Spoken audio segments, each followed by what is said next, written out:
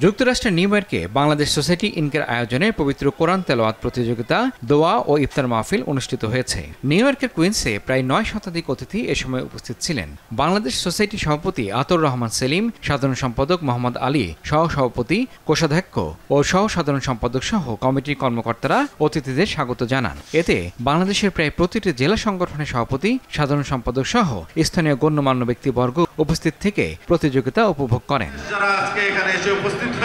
Bangladesh society সভাপতি আতর রহমান সেলিম, সাধারণ সম্পাদক মোহাম্মদ আলী ও ইফতার মাহফিলের প্রধান পৃষ্ঠপোষক গোল্ডেন এজ হোম কেয়ারের প্রধান নির্বাহী ও সভাপতি শাহনেওয়াজ পবিত্র রমজানের শুভেচ্ছা জানান। রমজানের ফজিলত সবার মাঝে সৌহার্দ্য সম্প্রীতি বিনিময়ের মিলন মেলা হয়ে থাকবে বলে আশা প্রকাশ করেন গোল্ডেন এজ হোম কেয়ারের প্রধান নির্বাহী শাহনেওয়াজ। সকলে মিলে আমরা আজকে এই ইফতার পার্টিতে অংশগ্রহণ করেছি।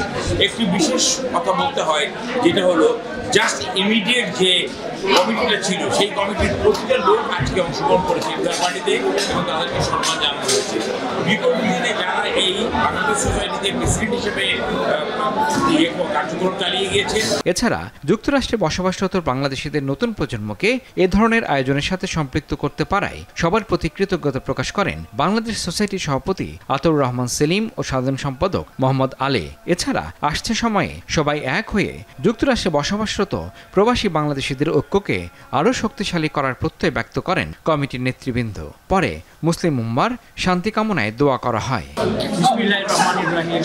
প্রবাসী বাংলাদেশি ভাই বোন, বাংলাদেশ সোসাইটির ইফতার মাহফিল আপনারা সবাই এসেছেন, সেজন্য আমি বাংলাদেশ সোসাইটির আজকের এই অনুষ্ঠানকে সুন্দর করে করার জন্য সকল চিন্তে ভাগিদার আপনারা আমাদের পক্ষ থেকে দোয়া মাহফিলে সবচেয়ে বড় আয়োজন ছিল আজকের এই জয়াবলে।